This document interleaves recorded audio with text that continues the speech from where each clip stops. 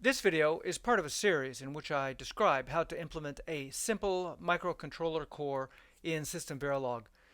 In this video, I'll be talking about the load M, the store, and the store M instructions.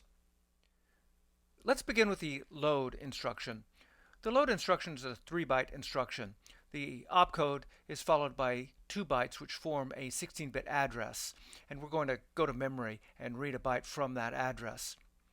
The load instruction will require 4 cycles, 3 to read the instruction and the 2 bytes of the address, and then 1 to read from the memory the byte that we want to fetch. So we will have the current instruction remaining valid for 4 cycles, and we will be incrementing the program counter normally for most of the instruction, but we want to do something a little bit different on the last cycle, so we won't increment the program counter. So on the first cycle, we read the opcode, and then on the second cycle here, we are reading the next byte from the program memory, and that's the most significant byte, and we will store that in the MSB register. And then on the subsequent cycle, we'll read from the next byte, and that's the second byte of this address.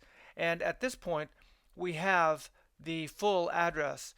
And so we will supply to the memory on this cycle not the program counter like we normally do, but an address that we construct from the value that's stored in the MSB register and the byte that's just now coming out of the memory, which is the least significant byte.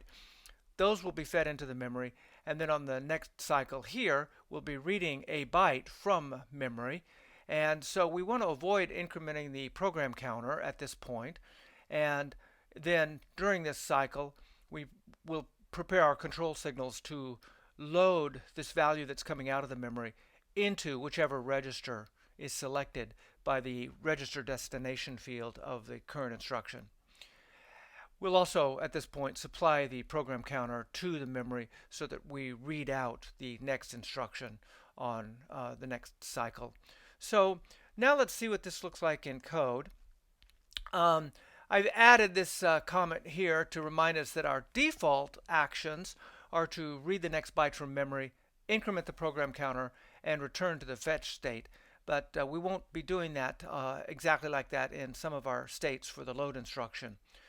So when we're in the fetch state, we can go down to our code for the load instruction, and there's nothing special except we need to remain in the execute state. We need to remain in this instruction. So we'll proceed to the execute state rather than returning to the fetch state. So now if we go down to the execute state and we scroll down to where the load instruction is, what we are doing is, well, we're going to stay in this instruction, so we override the next state and go to the execute state 2 next. And at this point, we have gotten out of memory the second byte, which is the most significant byte of the address, and we are going to feed what's coming out of the memory into the most significant byte register.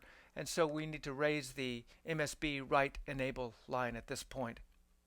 Now on the next cycle, we will be in the execute state 2, and here's the code for the load instruction. And at this point, we are ready to feed into the memory the address that we want to read from. So we are constructing that 16-bit address from the 1 byte that was previously stored in the MSB register with the 8 bits that are just coming out of the memory, which form the least significant byte of the address. And we also want to avoid incrementing the program counter, so we will raise the we will lower the PC write enable line for this cycle only. And we also proceed to the execute state 3. And so if we scroll down here to execute state 3, here's the code for the load. And at this point, we've got the byte coming out of memory, so we're ready to write it into the register.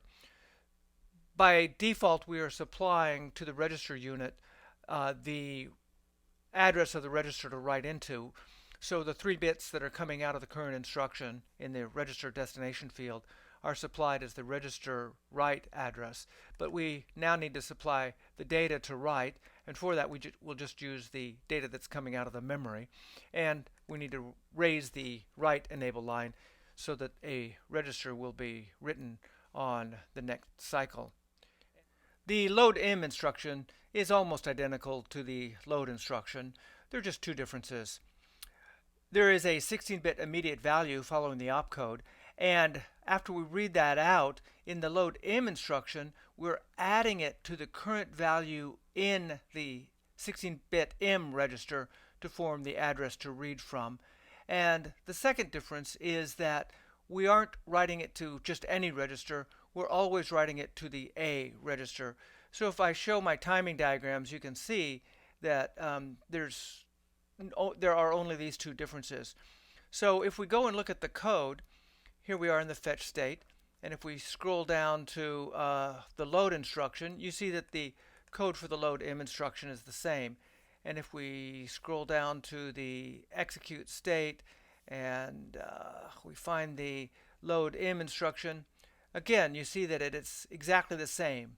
We're preparing to write to the MSB register.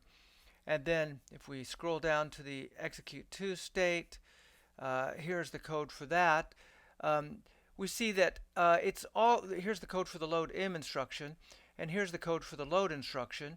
And we see that the only difference is in how the address to the memory is composed. And with the load instruction, we have the most significant byte concatenated with what's coming out of the memory. And with the load M instruction, we're adding in the value of the M register. Remember that the registers module is always supplying combinationally the current value of the 16-bit M register. So there's that difference. And then if we scroll down to the execute 3 state, we see the code for the load M instruction right here. And it's almost identical to the code for the load instruction, except in this case we are actually setting the register write address to be the address of the A register, whereas we were pulling, with the load instruction, we were just pulling that out of the current instruction's register destination field. And so here we will always be writing to the A register. So that's the load M instruction. Now let's look at the store instruction. It's very similar to the load instruction. It will take 4 cycles. The first 3 cycles will read the opcode and 2 bytes of the address that we want to store into. And then because of that, on this clock edge right here, we will not be incrementing the program counter, and instead we have this extra cycle that's being used to do the memory operation. In this case, it's a write operation. So here I've annotated these cycles to show whether we're using the memory unit to read or write. And so on the first cycle here, we are reading the first byte of the address, so that comes out in the next cycle, and that byte that comes out will be then stored into the MSB register on this rising edge right here. And then on the second cycle, we're reading in the final byte of the instruction, the least significant byte. It'll come out of the memory on the following cycle, and at that point we'll have the full address. We'll use the value in the MSB register along with what just came out of the memory as the address we feed to the memory unit for the write operation.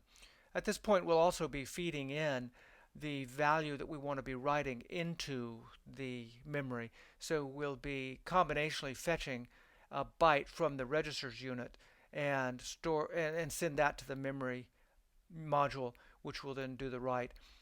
The memory module will also read from this address, but the value that comes out on the next cycle is just ignored. We don't care what was previously in that location. And then, just as with the load and load M instructions, we use the final cycle to read the next instruction. So I want to try doing the store instruction and the store M instruction at the same time. So let's look at the timing diagram for the store M instruction. You see that they are very similar. We're just adding the value of M here. So if I flip back and forth between them, you see that there's no other difference. now let's go ahead and take a look at the code. And so here we are in the fetch state.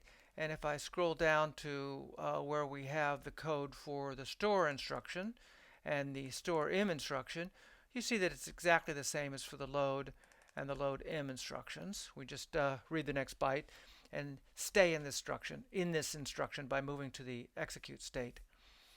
Now going down to the execute state and scrolling down to the code for the store and store im instructions here and here, we see again that it's exactly the same as for the load and the load im instructions. We're just preparing to write into the MSB register the value that's coming out of the memory, and we raise the write enable line in the instruction. So now if we scroll down to the execute to state, we'll see some differences here because we're going to be writing instead of reading. So here's the code for the load and the load im instruction, and here's the code for the store instruction. And so we're supplying the code for the address to the memory exactly the same way as for the load instruction. We're just taking the value in the MSB and concatenating it with what's coming out of the memory. We're also not incrementing the program counter, so that's identical as well. But we're doing a write instead of a read, so the default is that the write enable line is low. So in this instruction, we will be raising the write enable line. And we're also supplying some data to write into the memory. And what are we supplying? Well, we have to see what's in the register. So to the register, we're supplying a read address. And what are we using? We're using the 3-bit field that comes out of the current instruction. That field is called the destination register, but really it's acting as a source because the data is coming from that register. But in any case, regardless of what we call that field, the data that's in that register will come out combinationally on the same cycle. So the register data output will be the value that we want to write into memory. So that's what we will be supplying to the memory unit at this point. And if we then look at what's happening with the store im instruction, as before with the load and load im instructions, we are adding the current value of the im register to the address. And otherwise, it's somewhat similar. We're writing and we're supplying a value to be written. But this time, instead of writing any of the 8-bit registers, now we are writing what's in the A register. So the register unit is constantly supplying, combinationally, the current value of the A register with this register A output. And so that's what we supply as the write value. Now, and we, of course, move into the execute 3 state. If we go down to the execute 3 state, the entirety of which is right here, we see that there is no special code for the store or store im. We will end up in this state, but the defaults are just fine. With the load instructions, we needed to prepare for writing into the register on the next clock pulse. But with the store instructions, we don't need to do that. So we don't do anything special. The defaults will be adequate. The default is just to return to the fetch state and to load the program counter with PC plus 1 and to supply the program counter to the memory unit. What comes out of the memory unit on the next cycle will be the opcode of the next instruction to be executed. Okay, so that concludes my description of the store and the store im instructions, as well as the load and the load im instructions.